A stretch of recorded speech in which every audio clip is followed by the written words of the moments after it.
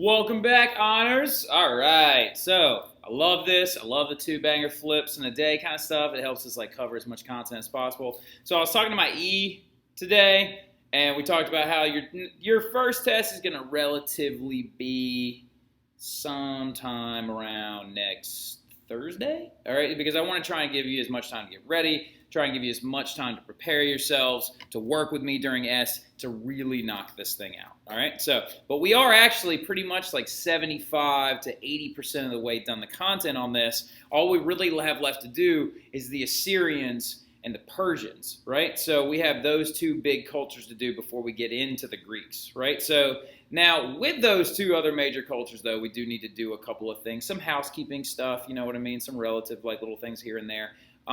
But mainly just to kind of make sure that we're just as much ready as we possibly can be. All right, so we might even review for 2 days, and also there's a really good chance that I will or won't see you at least one day between now and then, right? So we'll double check on that, and we'll figure it all out, all right? So don't worry too much about it. Now, anyway, let's get into where we left off in class. So today in class we started talking about the Judaic faith and the small kingdom known as the Hebrews, all right? So just to give you a heads up, just so you understand where we're talking about, go ahead and jot this down somewhere in your notes. We are talking about the modern day country of, where'd you go? Excuse me, I'm getting there. Where you at? No.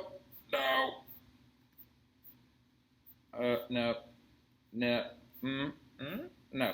All right, so we're talking about the modern day country of Israel, all right? So let's just shoot this in, Israel. All right, so now in the area of Israel, also known as Canaan, right? So there we go on the map right here. So in this land is where we believe the Hebrews originally occupied, all right? So now this area also being occupied by these people known as the Hebrews. Now there's a lot of conflict of necessary doubt or understanding that we don't really have fully of these people or this culture or their history, that we don't really know if there's a possibility that the Hyksos, when they were pushed out of Egypt, became the Hebrews. We don't really know that if maybe a small group of the Hyksos broke off and created their culture known as the Hebrews in the land of Israel, also known in the Bible as Canaan or Canaan, all right? So a lot of historians call it Canaan, which blows my mind because I've always heard it as Canaan. All right, so now, but the Canaanites or the Canaans,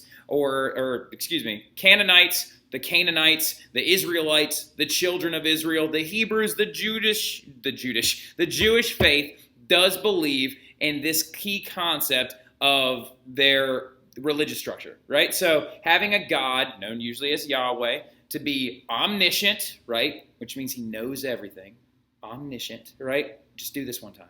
There you go. I see Sierra and I see Chloe just doing it right now at their house, right? Omniscient, right? And then he is omnipresent, right? Good job, Lacey, okay? And then he's omnipotent, right? Very, very, very good job, Ange. Now, anyway, so moving forward, though, those are the key concepts of their God, which is a very, very, very different structure away from every other great religious order from this time period, who usually is polytheistic. Of course, when we were talking about Egypt, then Akhenaten and Nefertiti tried to take Egypt to a monotheistic structure. It didn't last for long, though, right? So now the Hebrews believe that all events in history and faith to be interconnected, right? They believe that historic accounts completely combined with their faith, which has led to a little bit of anxiety about the Exodus. We don't have any evidence of it in the Egyptian culture, but we have a heavy amount of evidence from it from the Hebrew culture. So where do we turn, et cetera, et cetera? So the big thing about it is it's all reflected apparently in God's plan, right? Now his plan is apparently written down in the Jewish faith inside of their holy text, all right? So the Hebrew Bible that many of you right now I know are oh, that's the Torah, that's what they use. Let's talk about that for a hot second. The Torah is just 1/3 of their entire text, right? There are 3 separate sections to the Hebrew Bible. The Hebrew Bible is actually known as the Tanakh, all right? So the Tanakh, the Tanakh, all right? So which includes all of their writings, right? All of them. However, usually when a Jewish person, a regular Jewish person, is referring to their holy text, typically you hear about the Torah, right? The Torah is the one you hear about the most often, but it is just one part of the Hebrew Bible in totality. And it's usually in the book of Moses, right? So now, here's the crazy thing about it as well. It's not a holy book per se. It actually, in its original context, in its original construction, is actually a series of scrolls, right? That can be pulled out, rolled up, right? So, and also in public settings, the Torah is not meant to be read conventionally. It is meant to be sang, right? Okay, so there's a little connection as well with like the Christian faith and Catholicism, as well as the Hebrew faith, right? The emphasis of song, right? To try and actually have a further connection with God, or in the Jewish context, Yahweh, right? So now, in the Judaic faith, it contains a 24-book total in 3 separate parts or testaments. That's the Tanakh in total, right? 24 books. The Torah is actually only 5, that has 5 of those books that actually exist in the Old Testament of the Bible as well. Those being Genesis, Exodus, Leviticus, Numbers, Deuteronomy, right? So those 5 books of the Torah, of the Tanakh, of the entire culmination of the holy text of the Judaic faith actually exist in our Old Testament as well, which there is that crossover, right? So, of course, the amazing thing about this documentation is it has given us the biggest historic, ever-expanding, living volume of Hebrew history, right? Now, there's a couple of other things I got to kind of point out that you don't necessarily know, but the Chronicles of David are in our Old Testament as well as their text. The Chronicles of King Solomon are in our Old Testament as well as in their text, right? The Chronicles of David versus Goliath, which we believe is a very good chance that actually occurred, all right? Because here's the crazy part about it. Some people are always like, well, these are just stories in a text. That's not true necessarily. Some of them can be based on very factual, very interconnected things. Because here's the thing. Hypothetically speaking, if David, right, slung a rock and hit Goliath in the face, right here, if Goliath actually had a disease or a deformity known as gigantism, he possibly could have had a tumor that actually existed right behind his ocular cavity, pushing on his growth plate, or not his growth plate, pushing on his pituitary gland, which would have been constantly actually pushing out human growth hormone, causing a very large individual. Most people who have extreme heights, actually some of them have this disorder. The tallest man in history actually had a tumor right here in his gigantism disorder, and he was huge. So if David actually hit somebody with a rock that actually had this,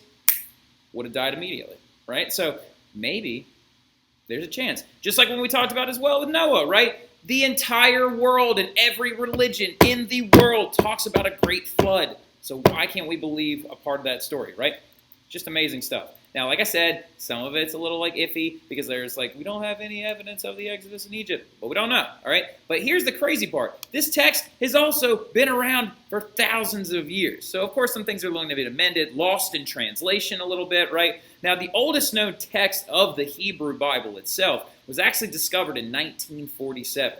Some of you are like, well, wait a minute, you just said this thing's 2,000 years old. Well, a 2,000-year-old text was discovered in 1947.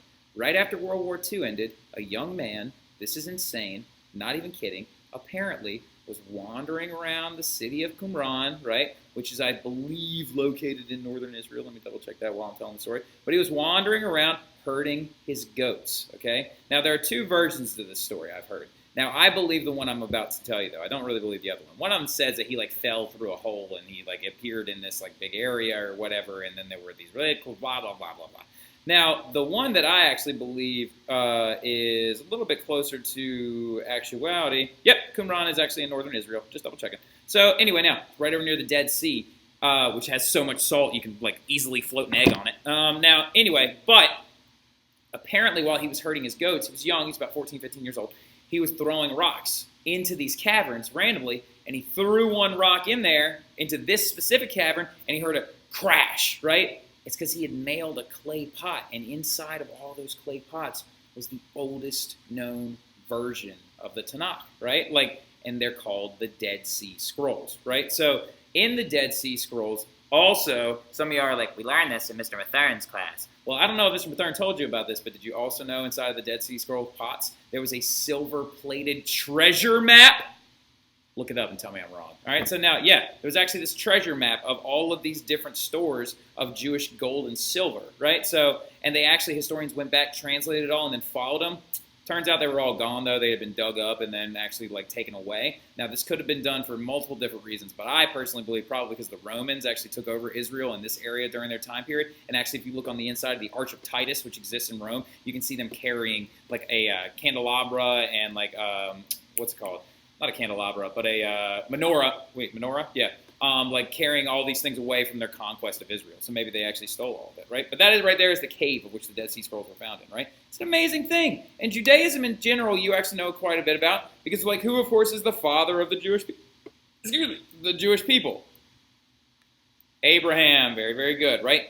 This is the first of the big Abrahamic faiths, all right? So there are 3 Abrahamic faiths, and it goes the Judaic faith, or the Jewish faith, the Christian faith, the Muslim faith, all right? The Nation of Islam is also an Abrahamic faith, all right? You just had to actually look into it a little bit, and a lot of it really boils down to what son was Abraham supposed to sacrifice? Is he supposed to sacrifice Isaac or Ishmael? Yeah, you're right, okay? We'll talk about that stuff a little bit later on when we actually get to the Islamic faith and their origins, right? So, now, Abraham is believed that he and his family lived in Canaan, which is present-day Palestine area in present-day Israel, right? Now, after passing God's test, which of course was told to sacrifice one of his sons, right? So, and then he told him not to do it or to stop, and he gave him a ram as an image of his like solace and covenant with God. So, it is believed in their culture that God made a covenant with Abraham. Now, this is the beginning of the Hebrew culture, the Hebrew faith, the Hebrew civilization in general actually hinges on all this stuff, right? So, this binding agreement known as the covenant is supposed to be a promise or a connection with God. The covenant between the God and Hebrews, Yahweh and the Hebrews, is believed to be a special relationship between God and the Israelites, right? That the Israelites are now considered the chosen people, okay? Now, during that time period, they were the only ones that believed in our version of the God, right? Like of the monotheistic Yahweh Jehovah version of God, right? So, of course, they would be the chosen people of that time, right? Because this is several thousand years, or this is, this is over 1,000 years before Christ was even born, right? So now, with that, though, they also were supposed to receive the promised land in Canaan. So Israel is considered to be the promised land of the Jewish faith. So if you ever hear the political back and forth of, like, Israel, that land is a major part of their faith. And actually, I need you to jot this down really quick, a star. Put a star down somewhere. Anywhere you can is really, really okay. Because I do need to teach you another quick word real quick. Because some of y'all are probably like thinking to yourself, well, wait a minute, Mr. Terry. I know that you talked about that's their promised land, et cetera, et cetera, et cetera. But also I know that the Jewish people and the Jewish faith exist everywhere, right? Like they're in Europe, they're in America, they're in South America, they're in every continent, probably not Antarctica.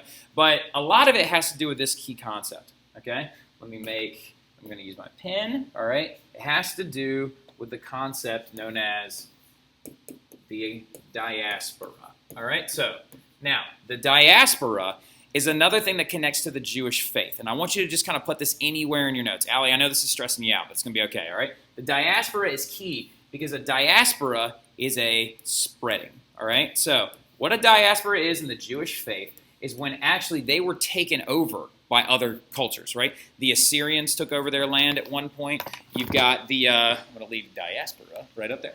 The Assyrians took over their land at one point. The Egyptians took over their land at one point. The Neo-Babylonians took over their land at one point. So in this takeover business, a lot of these people of the original Hebrew culture actually left and spread their faith as wherever they went and created independent communities within these new areas, right? That is why the Jewish faith is considered more of a faith and less of a race or a civilization. They actually were at first in Israel, in Canaan, a civilization of people that were taken over by several of these ancient empires, right? So, a couple of key differences that exist in Jewish faith than the Catholic doctrine.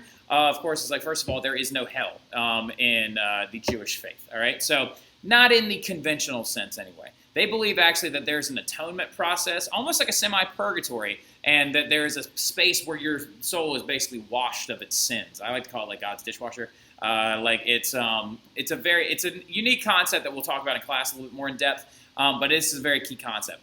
Also, here's another thing, speaking of the diaspora, speaking of the limited amount of their population, because the Jewish faith is also low on the list of big religions anymore. I don't know if you know this, but the top 3 faith structures that exist in this world are Christianity being number 1, all right, atheism, Islam, and then it goes, I believe, Hinduism, and then a couple. That face was not meant to be like, ugh. I actually think the Hindu faith is very interesting and very cool. I believe the Jewish faith is possibly 5th or 6th, all right? So, because I think the 5th might be Buddhist, all right? So, and then 6th. I'll have to double check the rankings and let you know, because they change year to year, right? So now, but they do not make attempts to spread their faith. So there's a very, very good, that's a very good explainer? All right, it's like, so you know what I'm saying. It explains the reason why they are lower on this list, but they do not attempt to spread their religion. They believe that they are connected via their community. However, they are also welcoming of people that are willing to convert. They just don't seek them out, right? So now, they also believe that their God is compassionate, not a threat. However, if you do also look at some of the old Jewish writings, that is where a lot of the vengeful God moments do come from, like Sodom and Gomorrah, the destruction of the Egyptians when Moses is leaving, the Red Sea moments, right? Like, so things like that, okay? So, but they do believe he is compassionate, all right? So don't get that confused. Now, also, the big key concept as well is their 10 Commandments, right? We do know that we believe that the 10 Commandments actually eventually expanded into Jewish law, all right? You do not need to write all of them, but it is believed that they have high morals, which led to salvation, right? Like I said in class today, they believe in a moral code, right? The moral code, right? That is a big concept that I need you to like jot that down and highlight it, that they're one of the first of their kind to actually have a religion that enforces moral obligation, all right? So that is key when we actually talk about the rise of Christianity a little bit, right? And then also, they had different daily conduct for their life and stuff like that. So here's what we're going to do. We're going to stop right there, all right? And we're going to pick this stuff up in class tomorrow because there's some cool stuff about their daily conduct and their daily lives that I like to talk about, the Hebrew culture in a sense, right? So I know a lot of y'all are like, we just spent this whole time talking about the Jewish faith. We're actually talking about Hebrew culture as well. Because remember, they weren't a huge group, but their diaspora after being taken over by the Assyrians, the Egyptians, the Hittites at one point. It really caused a spread of their key concepts, right? And that is their cultural concepts, which are now also a part of their major religious community. All right? So we're going to stop there for the day, and I will see you guys later on. I hope you all have a great evening. See you tomorrow.